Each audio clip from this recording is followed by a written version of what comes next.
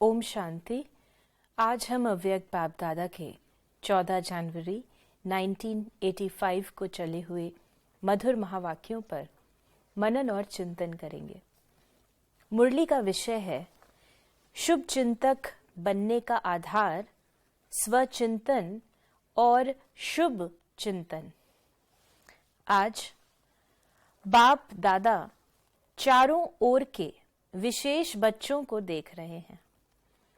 कौन से विशेष बच्चे हैं जो सदा स्वचिंतन शुभ चिंतन में रहने के कारण सर्व के शुभ चिंतक हों। जो सदा शुभ चिंतन में रहता है वह स्वतः ही शुभ चिंतक बन जाता है। शुभ चिंतन का आधार है शुभ चिंतक बनने का। पहला कदम है स्वचिंतन। स्वचिंतन अर्थात जो बाप दादा ने मैं कौन की पहली बात बताई उसको सदा स्मृति स्वरूप में रखना।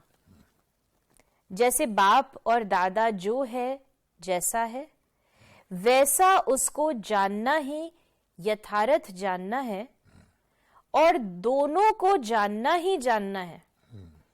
ऐसे स्व को भी जो हूं जैसा हूं अर्थात जो आदि अनादि श्रेष्ठ स्वरूप हूं उस रूप से अपने आप को जानना और उसी स्वचिंतन में रहना, इसको कहा जाता है स्वचिंतन। यानी बाबा ने हमको बताया कि विशेष बच्चे कौन हैं। तो विशेष बच्चे जिनके ऊपर विशेष कार्य है, जो इस ज्ञान को विशेष तरीके से समझते हैं, तो उसमें बाबा ने कहा शुभ चिंतक। तो फिर बाबा ने कहा कि शुभ चिंतक बनने के लिए हमें क्या करना पड़ेगा? शुभ चिंतन करना पड़ेगा। जब हम शुभ चिंतन करेंगे तो शुभ चिंतक बनेंगे। शुभ चिंतक स्वचिंतन से शुरू होता है।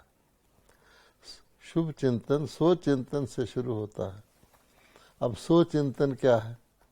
तो बाबा ने कहा कि यथार्थ रीति से जो बाबा ज्ञान देते हैं उसके अनुसार हर बात को समझना। तो बाबा ने एग्जाम्पल दिया, जैसे बाप और दादा। हम जानते हैं कि निराकार शिव हमारा परम पिता है आत्मा के रूप से, और ब्रह्मा बाबा शारीरिक रूप से हमारा पिता है। अब इन दोनों का रोल इकट्ठा चलता है। तो बाबा ने यहाँ तक कहा कि दोनों को जानना, अलग अलग भी जानना, इतनी गहराई से जानना कि हम समझ सकें कि किसका रोल चल रहा है, और ये भी समझ सकें कि अगर ब्रह्मा बाबा का रोल भी चल रहा है तो हमने दोनों को, ब्रह्मा बाबा के रोल को भी शिव बाबा का ही मानना है। अभी तो दोनों इकट्ठे हो गए व्यक्त रूप में। पहले ये बात होती थी कि आत्माएं सुनते सुनते कहती थी ये तो ब्रह्मा बाबा ने कहा। तो क्या होता था कि ब्रह्मा बाबा ने कहा, इसको वो समझते थे कि हम इसमें थोड़ा मार्जिन है, इस बात को समझे या ना समझे। तो बाबा कहते थे, बड़े निश्चय से कहते थे, अगर ब्रह्मा बाबा ने भी कहा है, ब्रह्मा बाबा ने भी तुमको राय दी और वो राय तुम्हारे को ठीक नहीं फिट बैठी, तो समझना कि शिव बाबा ने दी है और शिव बाबा उसको ठीक कर देगा। ब्रह्मा बाबा आपको किसी प्रकार से गलत राय दे दे, यानी क्रूड शब्दों में कह रहा हूँ, तो बाबा, शिव बाबा उसको भी ठीक कर देगा, इतने कॉन्फिडेंस से, क्योंकि ब्रह्मा बाबा गलत राय दे ही नहीं सकता था। तो अपने मन में संशय आता ना। इसी प्रकार से बाबा ने कहा अपने को जानना। अच्छा, सो को जानना का क्या मतलब हुआ? एक तो होता है कि सो को शरीर नहीं हूँ, आत्मा हूँ। नहीं, बाबा ने कहा अपने अनादि अविनाशी रूप से जानना। तो इस प्रकार से हर चीज़ को कंप्लीट जानना और राइटियस तरीके से जानना, इसको ये कहा जाता है स्वचिंतन। मैं कमजोर हूँ, हाँ, पुरुषार्थी हूँ, हाँ, लेकिन सफलता स्वरूप नहीं हूँ, माया जीत नहीं हूँ। अब देखिए कि ये भी चिंतन तो है, अपने बारे मैं में। चिंतन कर रहा हूँ कि मैं कमज़ोर हूँ, पुरुषार्थी हूँ, लेकिन माया जीत नहीं हूँ। इस प्रकार से जो चिंतन है उसको बाबा ने डिस्क्राइब किया कि इसको भी चिंतन गिनते हैं ना। हाँ ये सोचना स्वचिंतन नहीं है, हाँ क्योंकि संगम युगी पुरुषोत्तम ब्राह्मण आत्मा अर्थात शक्तिशाली आत्मा, ये कमजोरी व पुरुषार्थहीन व ढीला पुरुषार्थ देह अभिमान की रचना है। स्व अर्थात आत्म अभिमानी। तो बाबा ने यहाँ देखो, पहले तो जो नॉर्मली बच्चे कर लेते हैं वो बताया कि चिंतन कहा ना, तो चिंतन में ये भी कहा कि जो है उसको वैसे जानना है, तो कहना शुरू कर दिया कि मैं कमज़ोर हूँ मैं पुरुषार्थ करता हूँ पर मेरा माया जीत बनता ही नहीं हूँ, इत्यादि इत्यादि। तो बाबा कहता है कि है तो चिंतन, लेकिन इसको चिंतन नहीं कहेंगे, ये कमज़ोरी की बातें हैं। फिर बाबा ने आगे ये कहा कि संगम युगी ब्राह्मण, और वो इस प्रकार का चिंतन कर रहा है, ये शरीर के भान में आने से होगा। अगर आत्मा तो अगर असली चिंतन का मतलब है आत्मा समझ के, और कौन सी आत्मा समझ के, ब्राह्मण आत्मा समझ के चिंतन करना, ये चिंतन है। कितना बाबा ने क्लियर एनालिसिस करके हमें बताया। कोई कहता है मैं बीमार हूँ, अच्छा तुम बीमार हो, आत्मा बीमार है या शरीर बीमार है ना। इसलिए बाबा कहता है कि दादियों के लिए आपको पता है कि दादी प्रकाश मणि जी से उनके डॉक्टर ने पूछा था कि डॉक्टर उनका इलाज कर रहा था और उनकी बॉडी के अंदर कई प्रकार के उन्होंने पाइप्स लगाए हुए थे। तो डॉक्टर ने कहा दादी जी आप कैसी हैं? तो उन्होंने कहा मैं बिल्कुल ठीक ठाक हूँ। बोला मैं आपका डॉक्टर हूँ, क्योंकि वो तो संसारिक डॉक्टर है, मैं जानता हूँ आपके क्या शरीर में कैसा आप कैसे हैं, आपको हर जगह हमने पाइप्स लगाए हुए, और आप कहते हैं कि मैं ठीक हूँ। तो बोली कि आपने प्रश्न गलत पूछा है, अगर आप पूछते आपका शरीर कैसा है तो मैं बताती, आपने तो पूछा आप कैसे हैं, मैं तो आत्मा हूँ। तो ये देखिए प्रैक्टिकल हॉस्पिटल में पड़े हुए जब इतनी प्रकार की उनके अंदर पाइप्स लगे हुए हैं, तब भी दादी अपने को चिंतन कर रही है कि मैं आत्मा हूँ और आत्मा ठीक ठाक हूँ, ये तो शरीर का हिसाब किताब है। तो ये है चिंतन। और किसी से पूछोगे वो क्या कहेगा हैं मेरे कान में दर्द है, आज मेरे पेट में बहुत ज़ोर से तकलीफ हुई। तो तब बाबा कह रहे हैं कि चिंतन भी रूप में रहकर करना है। शरीर तुम्हारा है, शारीरिक रूप तुम्हारा रूप नहीं है, अनादि अविनाशी रूप नहीं है।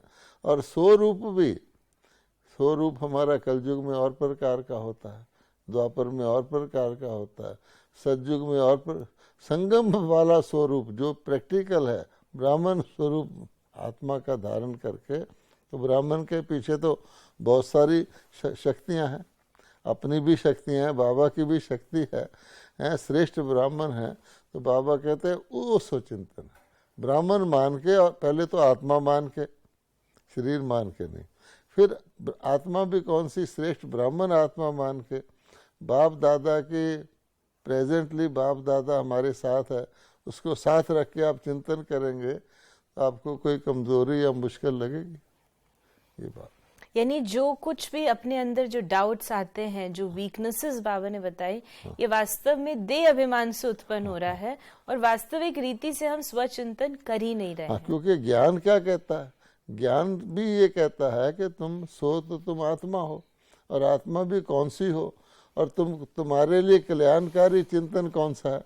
और अगर हम अपने लिए ही चिंतन नहीं कर सकते तो बताइए विश्व के लिए क्या करेंगे? वो तो बड़ी बात हो जाती है ना। और फिर बाबा कहता है कि सारा मामला सब समिति हम कर रहे हैं, है ना। क्या हम क्या कहते हैं भाई, हमारा तो काम ही है क्या, शुभ भावना शुभ कामना रखना, शुभ चिंतन करना। तो चिंतन अगर शुभ नहीं है, यानी गलत तरीके से हो रहा है, समझ रहे हैं हम कर रहे हैं, पर जो करना चाहिए उसकी बजाय दूसरा कर रहे हैं, क्योंकि आप किसी भी चीज़ को रिपीट करेंगे तो पक्की होगी। आप खड्डा खोद रहे हैं, नेक्स्ट खुदाई करेंगे तो डीप जाएगा ना। तो बाबा हमेशा कहता है बीती को बीती देखो, अच्छा अब तक बीती देखो, पास्ट इज पास्ट, नए से सिरे से चलो। और सारा ड्रामा नए सिरे से चलता है। और कोई व्यक्ति रुककर ज़बरदस्ती टाइम को रोककर पुराने को याद करता रहे तो क्या होगा? जैसे कोई माला सिमरता है तो रिपीट करने से वो चीज़ पक्की होती है ना, पक्का भगत बनता है। तो नेगेटिव तरीके या अयथार्थ तरीके से सोच चिंतन करना मैंने क्या, और ही उल्टा अपने आप को कमज़ोर बनाना। बाबा ने कहा इस स्थिति में ये कमजोरी की बातें आ नहीं सकती, यानी आत्म अभिमानी स्थिति में कमजोरी की बातें आ नहीं सकती। तो ये देह अभिमान की रचना का चिंतन करना भी स्वचिंतन नहीं, स्वचिंतन अर्थात जैसा बाप वैसे मैं श्रेष्ठ आत्मा हूं, ऐसा स्वचिंतन वाला शुभ चिंतन कर सकता है। शुभ चिंतन अर्थात ज्ञान रत्नों का मनन करना। तो बाकी तो शुभ चिंतन कर ही नहीं सकते। तभी बाबा कहता है चिंतन मन में होता है। मन मना भव का क्या मतलब है? तो असली मन मना भव का मतलब ये है कि और सब प्रकार के चिंतन से हटकर ज्ञान रत्नों का चिंतन करना। रचता और रचना के गुहे रमणीक राजों में रमण करना। एक है सिर्फ रिपीट करना, दूसरा है ज्ञान सागर की लहरों में लहराना, अर्थात ज्ञान खजानों के मालिकपन के नशे में रह सदा ज्ञान रत्नों से खेलते रहना। अब कितना फर्क है। एक है रिपीट करना। आप किसी को कहो सारे सृष्टि नाटक में ड्रामा में कितने युग होते हैं, वो रिपीट कर देगा, सतयुग त्रेता द्वापर कलयुग संगम युग। एक है लहराना कि जब सतयुग कहो तो आप सतयुग में, यानी जिसको कहते हैं दृश्य देखो, आप सतयुग में पहुंच जाओ। द्वापर कहो तो द्वापर में पहुंच जाओ। फर्क हो गया ना। ऐसे ही बाबा ने हमको मन को कंट्रोल करने के लिए मन में केवल श्रेष्ठ संकल्प ही आए, ज्ञान के संकल्प ही आए, जो बाबा कह रहा है, एक्सरसाइज बताई है हैं जी, कि अपने आप को पहले निराकारी लोक में ले जाओ, निराकारी लोक से फिर अपने आप को देवलोक में ले जाओ। फिर बाबा ने जो दुख वाला पीरियड है उसको स्किप किया हुआ, उसमें पूज्य रूप में ले तो आपने पूज्य रूप जो तुम्हारी मूर्तियों का उसमें ले जाओ, फिर महान ब्राह्मण रूप में ले जाओ, फिर फरिश्ता रूप में ले जाओ। अब ये जो है अगर, और बाबा ने कहा इसको 1 सेकंड में भी कर सकते हो और 5 मिनट में भी कर सकते हो। 5 सेकंड में और 5 मिनट में कितना फ़र्क है। लेकिन वो क्यों कहा है कि अगर किसी को 5 मिनट में करने में भी उसका मन इधर उधर भाग जाए तो कम से कम 5 सेकंड से तो शुरू करे। लेकिन आप देखिए कि इससे मन काबू आता है और मन में व्यर्थ संकल्प और यथार्थ संकल्प जो नहीं करने चाहिए, कर तो हम सोच चिंतन ही रहे हैं, लेकिन वो किस तरह का कर रहे हैं। तो ये बहुत गहरी मुरली है। तो बाबा ने कहा ज्ञान के एक एक अमूल्य बोल को अनुभव में लाना, अर्थात स्वयं को अमूल रत्नों से सदा महान बनाना। ऐसा ज्ञान में रमण करने वाले ही शुभ चिंतन करने वाले हैं। ऐसा शुभ चिंतन वाला स्वतः ही व्यर्थ चिंतन पर चिंतन से दूर रहता है। स्वचिंतन शुभ चिंतन करने वाली आत्मा हर सेकंड अपने शुभ चिंतन में इतना बिजी रहती है जो और चिंतन करने के लिए सेकंड व श्वास भी फुर्सत का नहीं। उसको फुर्सत ही नहीं है। इसलिए सदा पर चिंतन और व्यर्थ चिंतन से सहज ही सेफ रहता है। अब व्यर्थ चिंतन और पर चिंतन वाले को उससे फुर्सत नहीं है। और बाबा कहते हैं जो ज्ञान रत्नों में खेलता है उसको इससे फुर्सत नहीं है, व्यर्थ एंटर ही नहीं हो सकता। फालतू बात कैसे एंटर होगी जो हीरों का चिंतन कर रहा है। अब मान लीजिए बाबा ने हमें कहा तुम सतयुग को याद करो। अच्छा, सतयुग तो सामने आ गया। अब बाबा कहते उसकी गहराई में जाओ, उसको रमणीक बनाओ। अब सतयुग में लक्ष्मी नारायण का राज्य था, ठीक है, लेकिन सतयुग में कितने लक्ष्मी नारायण थे? 8। हाँ, तो वो उसमें गहराई में जाओ तो फिर फर्क पड़ गया ना। फिर सतयुग में पहले लक्ष्मी नारायण से दूसरे लक्ष्मी नारायण में कुछ फर्क तो रहा होगा। फिर 8वें लक्ष्मी नारायण जब राम सीता को राज देते हैं तो क्या, तो अगर हम उसमें खो जाएंगे तो आपको रमणीकता भी आएगी। ऐसे ही बाबा कहता है बुद्धि की लाइन क्लियर रखो, तो हम प्राय समझते हैं कि बुद्धि की लाइन क्लियर रखेंगे तो परमात्मा से हमारा योग लगेगा। अगर लाइन क्लियर नहीं है तो योग ही नहीं लगेगा। और बाबा कहता और गहराई में जाओ, लाइन क्लियर होगी तो जो तुम्हें मैंने तुमको प्राप्ति करवानी है, मैंने तुमको शक्ति देनी है, तुमको स्नेह भरना है, तुमको कोई शिक्षा देनी है, तो लाइन क्लियर तो मेरी तरफ से भी तो तुमको नहीं आ सकेगा ना। ये उसकी गहराई है। लाइन कट हो गई या लाइन इधर उधर चली गई, तो इस प्रकार से ज्ञान तो इतना अथाह है जो भगवान कहता है कि सारे सागर को स्याही बनाओ और सारी दुनिया को स्लेट बनाओ, वृक्षों को कलम बनाओ तो भी पूरा ना हो। तो हमारे पास इतना अथाह ज्ञान होते हुए हमें मार्जिन कहाँ है? जो बाबा ने शॉर्ट में बताया है उसको आप फैला के सारा दिन रात खोए रह सकते हैं, फिर दूसरे को सुनाने लग जाए तो और भी खोए रह सकते हैं। तो बाबा कहते हैं इसलिए इसमें लगोगे, बिजी रहोगे सच्चे सोच चिंतन में, तो आप सचमुच विश्व के वेल विशर शुभ चिंतक बन सकते हैं। न बुद्धि में स्थान है न समय है, समय भी शुभ चिंतन में लगा हुआ है।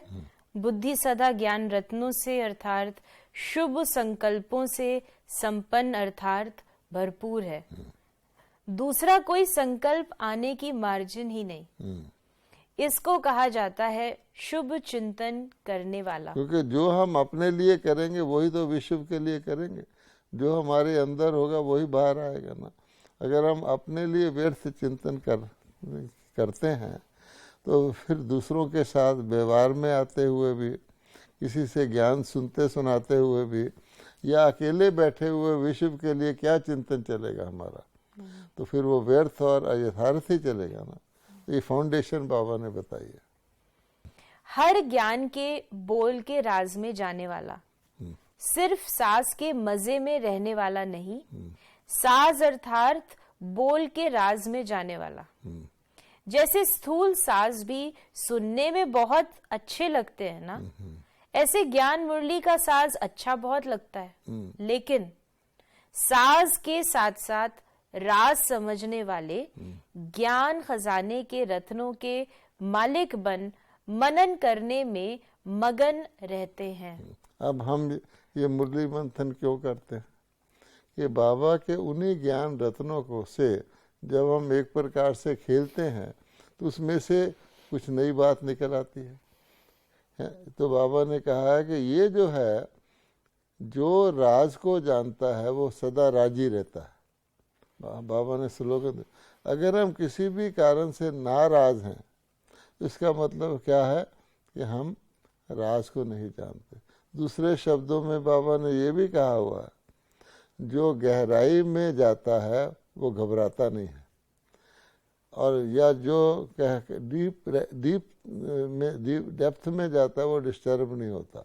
तो ये लिंक बहुत बाबा ने बताया है कि आपको कोई चीज़ मिल गई और आपने उसको पीसा नहीं। मान लो आपको सुरमा मिल गया और आपने सुरमे को महीन नहीं किया, तो आँख में डालेंगे तो क्या होगा? ठंडक पहुँचाएगा या पानी निकालेगा? चुभेगा ना। तो ये बात है। बहुत सारे बाबा के बच्चे कहते हैं बाबा हम ज्ञान बहुत समय से ले रहे हैं, अच्छा भी लगता है और ज्ञान को सुनने में मज़ा आता है। हर मुरली सुनते हैं तो हम कहाँ का कहाँ पहुँच जाते हैं। तो बाबा ने कहा वो तो साज है, तो साज को सुनने समय तो मज़ा आएगा, लेकिन उसके राज में जाएंगे तो मज़ा कायम रहेगा। बाबा ने कहा समझने वाले ज्ञान खजानों के रत्नों के मालिक बन मनन करने में मगन रहते हैं। हाँ। मगन स्थिति वाले के आगे कोई विघन आ नहीं सकता। अब देखिए, मनन, मगन और विघन, बाबा ने शब्दों को जोड़ा है। ऐसा शुभ चिंतन करने वाले स्वतः ही सर्व के संपर्क में शुभ चिंतक बन जाता है। स्वचिंतन फिर शुभ चिंतन, ऐसी आत्माएं शुभ चिंतक बन जाती हैं, क्योंकि जो स्वयं दिन रात शुभ चिंतन में रहते हैं वो औरों के प्रति कभी भी न अशुभ सोचते न अशुभ देखते। उनका निजी संस्कार व स्वभाव शुभ होने के कारण वृत्ति दृष्टि सर्व में शुभ देखने और सोचने की स्वतः ही आदत बन जाती है। अब देखिए, हम चाहते हैं शुभ दुनिया में जाना, सतयुगी दुनिया में जाना, जहाँ शुभ ही शुभ है, अशुभ आ ही नहीं सकता। रोग भी नहीं आ सकता, अकाल मृत्यु कुछ भी अशुभ नहीं आ सकता। आपके आगे कोई अशुभ कीड़ा मकोड़ा नहीं आ सकता। ऐसी दुनिया में जाने वाले हैं।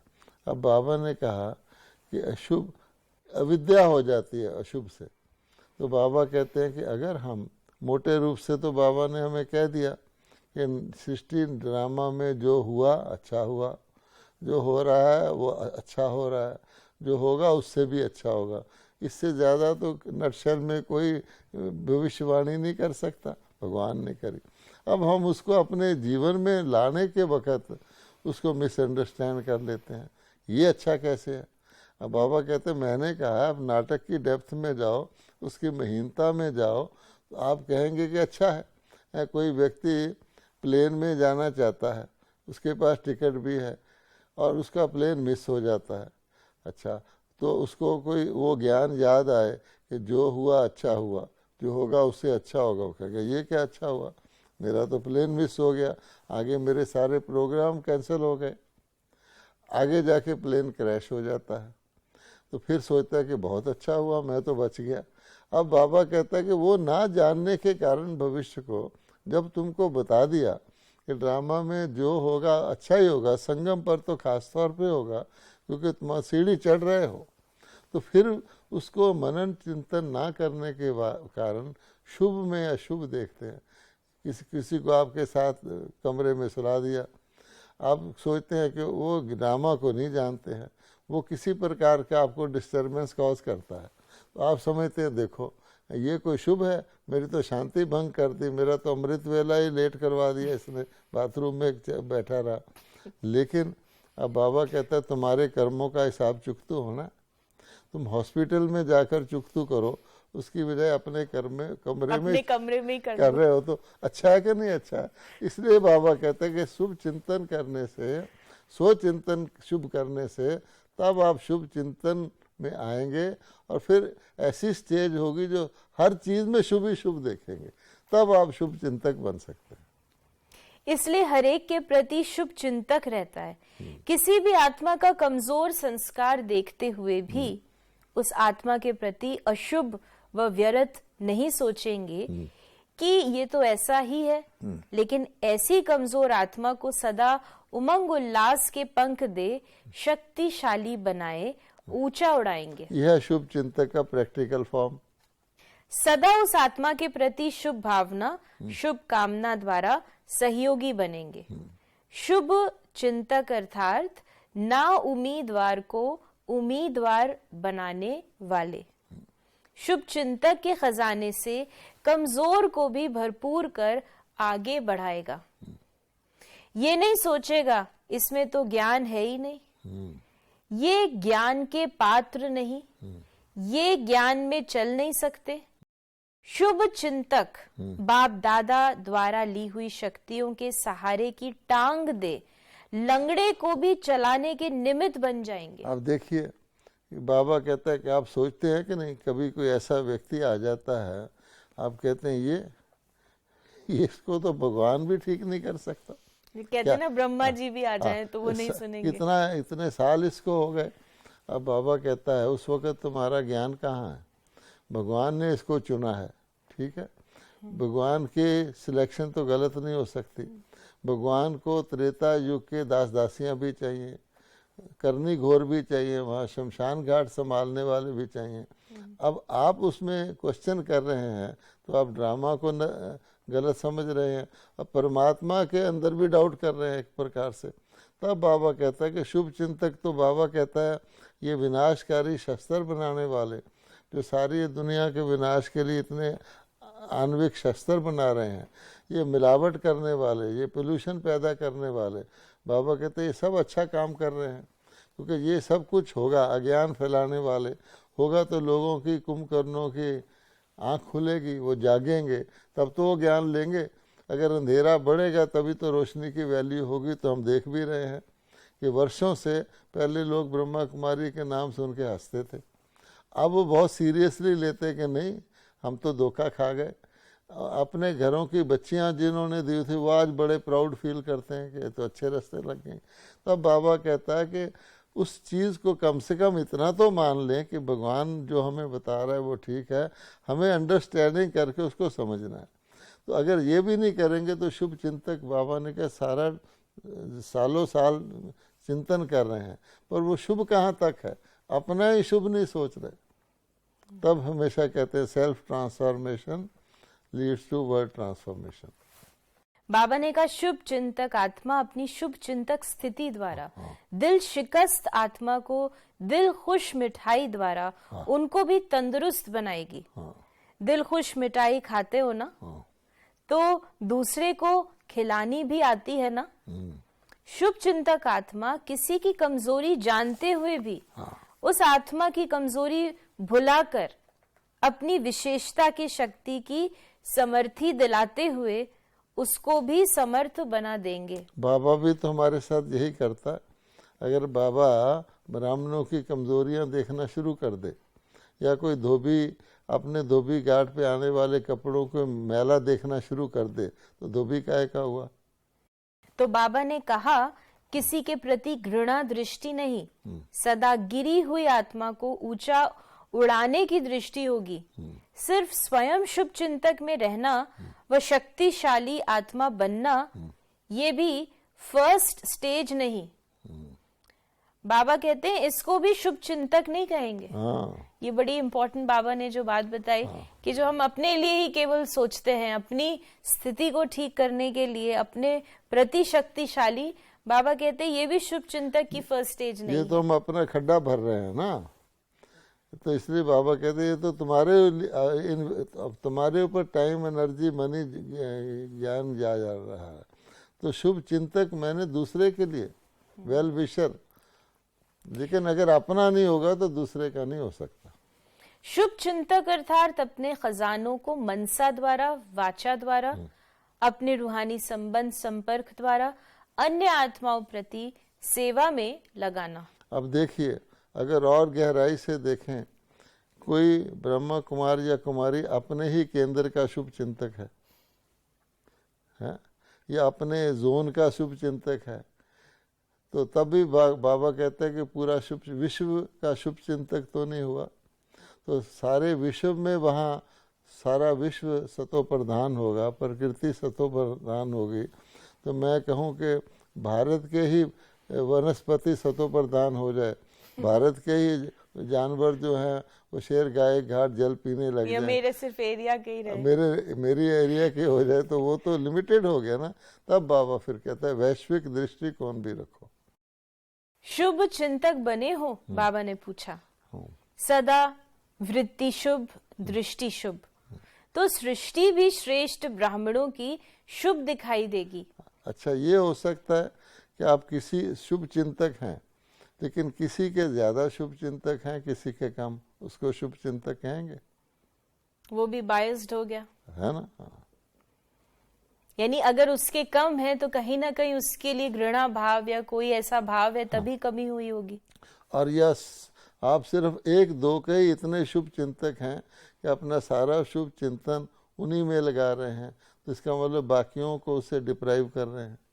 तब बाबा कहता है कि एक रस स्थिति रखो, भेदभाव ना करो, यूनिवर्सल दृष्टिकोण रखो, तब जाके वो शुभ चिंतन का एक संकल्प आपका वैल्यूएबल बनता है। बाबा ने कहा तो सृष्टि भी श्रेष्ठ ब्राह्मणों की शुभ दिखाई देगी। वैसे भी साधारण रूप में कहा जाता है शुभ बोलो। हाँ। ब्राह्मण आत्माएं तो है ही शुभ जन्म वाली, शुभ समय पर जन्मे हो। ब्राह्मणों के जन्म की घड़ी अर्थात वेला शुभ है ना, भाग्य की दशा भी शुभ है। संबंध भी शुभ है। वो कैसे? बाबा जो चढ़ती कला का युग है। क्योंकि ज्योतिषी लोग भी वेला देखते हैं, घड़ी देखते हैं, दशा देखते हैं, ग्रह देखते हैं। तो बाबा कहता है ब्राह्मण का जन्म होता है संगम युग में। ठीक है, हर संगम युग के बिना ब्राह्मण हो ही नहीं सकता। अब संगम युग है ही शुभ युग, क्योंकि उठती चढ़ती कला का युग है। तो ब्राह्मणों की, और फिर उसको जो मिलते हैं वो भी परमपिता परमात्मा भी उसको संगम पर ही मिलता है और कहीं नहीं मिलता। ब्रह्मा बाबा भी संगम पर ही मिलता है, सेवा भी संगम पर ही मिलती है। सतयुग में आप किसकी सेवा करोगे? वहाँ कोई करवाने वाले नहीं। इसलिए तुम्हारा तो जन्म ही शुभ है। इसलिए ब्राह्मण आत्माओं के साकार में तो क्या, लेकिन स्वप्न में भी अशुभ का नाम निशान नहीं। ऐसी शुभ चिंतक आत्माएं होना। स्मृति दिवस पर विशेष आए हो। स्मृति दिवस अर्थात समर्थ दिवस, तो विशेष समर्थ आत्माएं होना। बाप दादा भी कहते हैं सदा समर्थ आत्माएं समर्थ दिन मनाने भले पधारे। अब देखिए, ये शब्द बाबा ने हमें दिया है कि स्मृति दिवस सो समर्थी दिवस, और हमारे अंदर वर्षों तक हम यही समझने लग गए हैं कि 18 जनवरी मीन्स स्मृति दिवस मीन्स समर्थी दिवस। अब बाबा कहता है इसका अगर गहराई में जाओगे तो केवल स्मृति रख के ही आप समर्थ बन सकते हो। इतना ही है जो अभी बाबा हमें स्मृति दिला रहे हैं कि तुम कौन हो, कितने श्रेष्ठ हो, तुम ना केवल आत्मा हो, श्रेष्ठ आत्मा हो। संगम युग चढ़ती कला का युग है। चढ़ती कला में तो कोई नीचे जा ही नहीं सकता। तो देखा जाए, जब है ही चढ़ती कला, दिन चढ़ रहा है तो अंधेरा कहाँ से आ जाएगा।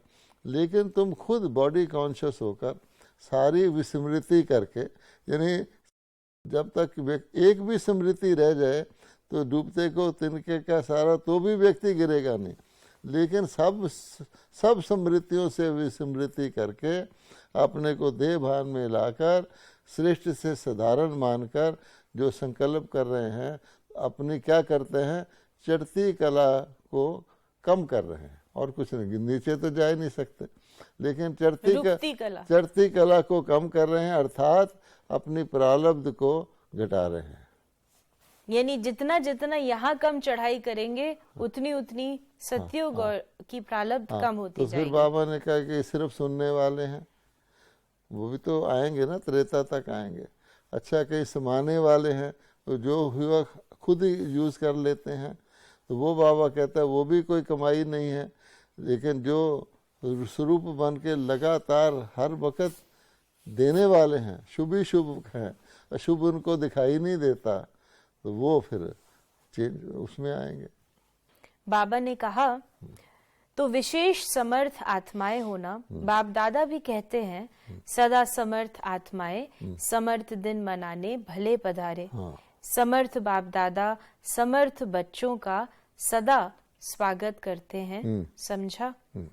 अच्छा, सदा स्वचिंतन के रूहानी नशे में रहने वाले, शुभ चिंतन के खजाने से संपन्न रहने वाले, शुभ चिंतक बन सर्व आत्माओं को उड़कर उड़ाने वाले, सदा बाप समान दाता वरदाता बन सभी को शक्तिशाली बनाने वाले, ऐसे समर्थ समान बच्चों को बाप दादा का याद, प्यार और नमस्ते।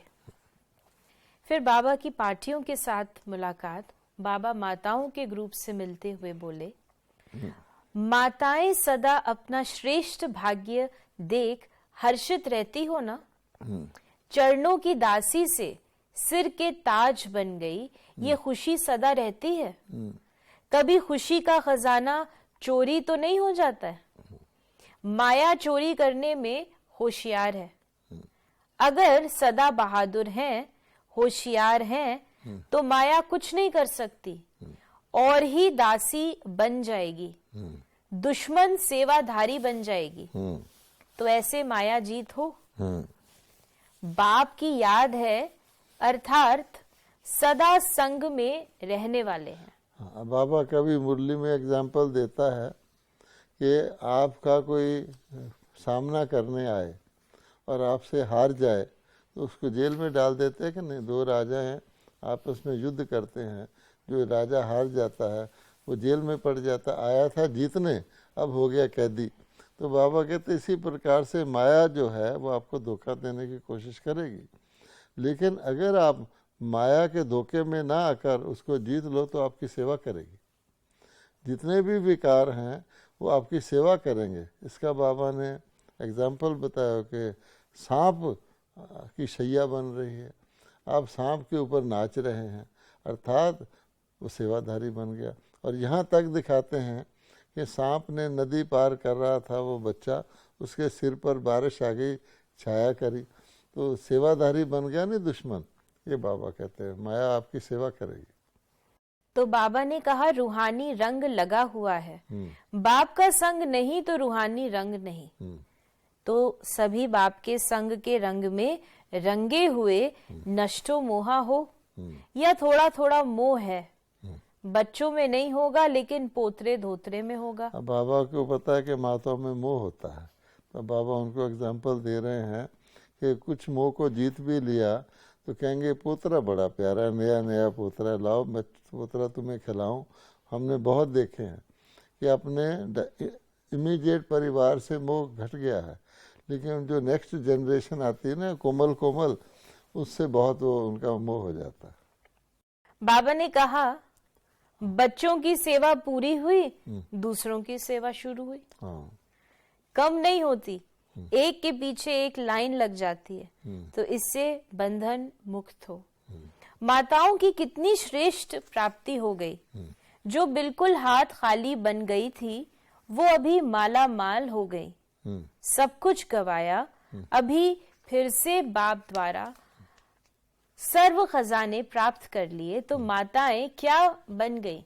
वही माता अपने लौकिक गृहस्थी में रोटी बनाती है, और वही माता आकर बाबा के यज्ञ में रोटी बनाती है। आप उसका चेहरा देखिए, वो थकती ही नहीं रोटियां बनाती कि मेरी इतने ब्राह्मणों की मैं सेवा कर रही हूँ, और घर में वो थक भी जाती है थोड़ी सी बनाकर ही कि क्या है मैंने बनाई है, वो खाने वाला नहीं, कुछ ना कुछ झगड़ा पड़ता ही रहता है। फर्क है ना। तो बंधन से छूटने के लिए, जैसे ज्योतिषी लोग कहते हैं कि जिससे तुम छूटना चाहो उसी का दान करो, तो माताएं इनडायरेक्टली यही कर्तव्य कर रही हैं कि यज्ञ में रोटियां बना करके उस रोटियां बनाने के बंधन से छूट रही हैं। 4 दीवारों में रहने वाली विश्व का मालिक बन गए। हाँ। ये नशा रहता है ना कि बाप ने हमको अपना बनाया तो कितना भाग्य है। भगवान आकर अपना बनाए, ऐसा श्रेष्ठ भाग्य तो कभी नहीं हो सकता। पहले हम सुनते थे दीवारों को तोड़ दो, पंछी पिंजरे को तोड़ के उड़ जा। अब प्रैक्टिकली हम देख रहे हैं कि कहाँ 4 दीवारी में रहने वाले लिमिटेड आउटलुक वाले पिंजरे के पंछी जो कोल्लू के बैल की तरह वहीं घूमते रहते हैं आंखें बंद करके। बाबा ने हर एक को बेहद में उड़ने वाले पंछी बना दिया। आकाश भी लिमिट नहीं है, सागर की गहराई भी नहीं है। बाबा कहते तुम्हें तो मैंने 3 लोकों का मालिक बना दिया। तो अपने भाग्य को देख सदा खुश रहती हो ना, कभी ये खजाना माया चोरी न करे। हाँ। फिर बाबा ने कहा सभी पुण्य आत्माएं बने हो, सबसे बड़ा पुण्य है दूसरों को शक्ति देना। तो सदा सर्व आत्माओं के प्रति पुण्य आत्मा अर्थात अपने मिले हुए खजाने के महादानी बनो। ऐसे दान करने वाले जितना दूसरों को देते हैं उतना पदम गुणा बढ़ता है। तो ये देना अर्थात लेना हो जाता है। ऐसे उमंग रहता है। इस उमंग का प्रैक्टिकल स्वरूप है सेवा में सदा आगे बढ़ते रहो। यानी उमंग है यदि, तो फिर सेवा भी व्यक्ति करता रहेगा, ऑटोमेटिक करता रहे उमंग। हाँ। जितना भी तन मन धन सेवा में लगाते उतना वर्तमान भी महादानी पुण्य आत्मा बनते और भविष्य भी सदा काल का जमा करते। ये भी ड्रामा में भाग्य है जो चांस मिलता है अपना सब कुछ जमा करने का। तो ये गोल्डन चांस लेने वाले हो ना, सोच कर लिया तो सिल्वर चांस, फ्राक दिल होकर किया तो गोल्डन चांस, तो सब नंबर 1 चांसलर बनो। तो बाबा ने ये भी बता रखा है कि सेवा, गोल्डन सेवा क्या होती है ना। कल के ही स्लोगन में था, गोल्डन सेवा वरदान में था। और जो बिना कहे ऑटोमेटिक सदा सेवा करे, और जो मौका आने पर करे या कहने से करे, फर्क तो हो गया कि नहीं। फिर बाबा मधुबन निवासियों से मिलते हुए बाबा ने कहा, जो जितना करता उतना वर्तमान भी फल पाता और भविष्य में तो मिलता ही है। वर्तमान में सच्चा स्नेह व सबके दिल की आशीर्वाद अभी प्राप्त होती है, और ये प्राप्ति स्वर्ग के राज्य भाग्य से भी ज्यादा है। अभी मालूम पड़ता है कि सबका स्नेह और आशीर्वाद दिल को कितनी आगे बढ़ाती है। तो वो सबके दिल की आशीर्वाद की खुशी और सुख की अनुभूति एक विचित्र है। अब देखिए, दुनिया में लोग आशीर्वाद मांगते हैं। अच्छा, आप देखेंगे लौकिक रीति से ग्रैंड पेरेंट से ग्रैंड चाइल्ड मांगेगा, उसको अच्छा खुश रहो, बड़ो फूलो, ये कह देगा, और बाकी तो कोई आशीर्वाद देता नहीं है। कोई लौकिक कोई स्वार्थ होता है तो कहते हैं अपने हाथ मेरे सिर पर रखिए, अर्थात मेरी को मदद करते रहना। अब ये जो ब्राह्मणों की आशीर्वाद है, आप सोचो कि सारे ब्राह्मण बाबा से के साथ कनेक्टेड है, रिलेटेड है आपस में। तो एक भी ब्राह्मण कोई भी बाबा के यज्ञ को आगे बढ़ाने के लिए कोई विशेष कार्य करता है, एक भी, तो उसका आशीर्वाद उसको ऑटोमेटिकली सारे ब्राह्मणों का मिलता है कि देखो इसने बाबा के यज्ञ को पालन किया और इसको थोड़ा आगे बढ़ाया। तो ऐसा आशीर्वाद तो और उसको खुशी होती है। मान लो मुरली के अंदर बाबा किसी का नाम ले देते हैं। अब कल की ही मुरली में था या आज की मुरली में था कि जो कुमारका है या जानकी दादी है वो अनन्य है। अब सबको भी खुशी होगी कि देखो, और सबके मन से निकलेगा वाकई ये अनन्य है। और अगर वो सुनेंगे तो उनको तो इतनी खुशी होगी, भगवान कह रहा है तुम अनन्य हो, इससे ज़्यादा सर्टिफिकेट और किसको क्या मिल सकता है। तो बाबा कहते हैं कि ये चीज़ जो है, अच्छा माउंट आबू में जाने का मौका मिलता है तो भागे भागे जो जाते हैं कि वहाँ जाएंगे, बाबा के यज्ञ में जाएंगे, ब्राह्मणों से मिलेंगे, ये करेंगे, उनकी खुशी अलग है। और कोई सोच कर जाते हैं कि अभी टर्न आया है, अभी चले जाओ, अच्छा है, टीचर भी कह रही है चले जाओ, फिर भी जाने का लाभ तो मिलेगा। एक खुशी से गंगा के अंदर जाता है और एक किसी के कहने पर ही डुबकी लगा लेता है, फ़र्क तो है ना। तब बाबा कहते हैं कि गोल्डन चांस को कभी खोना नहीं चाहिए। ऐसे अनुभव करेंगे जैसे कोई सहज हाथों पर उड़ाते हुए लिए जा रहा है। ये सर्व का स्नेह और सर्व की आशीर्वाद इतना अनुभव कराने वाली है। अच्छा, इस नए वर्ष में सभी ने नया उमंग उत्साह भरा संकल्प किया है ना, उसमें दृढ़ता है ना। अगर कोई भी संकल्प को रोज रिवाइज करते रहो तो जैसे कोई भी चीज पक्की करते जाओ तो पक्की हो जाती है। तो जो संकल्प किया उसे छोड़ नहीं दो, रोज उस संकल्प को रिवाइज कर दृढ़ करो, तो फिर यही दृढ़ता सदा कार्य में आएगी। कभी कभी सोच लिया क्या संकल्प किया था, या चलते चलते संकल्प भी भूल जाए क्या किया था, तो कमजोरी आती है। जैसे कई बार ब्राह्मण आत्माएं भी स्वपुरुषार्थ का प्लान बनाते हैं, सेवा का प्लान बनाते हैं और वायदा भी करते हैं, लेकिन वो प्लान ही भूल जाता है या वो पुरुषार्थ भूल जाता है। जैसे बाबा ने एक्सरसाइज बताई मन की, कुछ दिन चलती है और उसके बाद ये भी अनुभव होता है कि भूल जाते हैं सेवा में। तो ये बाबा बता रहे हैं कि संकल्प न भूले, रोज उसे हम रिवाइज करें। बाबा ने कहा रोज रिवाइज करो और रोज बाप के आगे रिपीट करो तो पक्का होता जाएगा और सफलता भी सहज मिलेगी। ये जैसे बाबा ने हमें दृढ़ता एक फॉर्मूला बता दिया कि रिवाइज भी करे और रिपीट भी करें।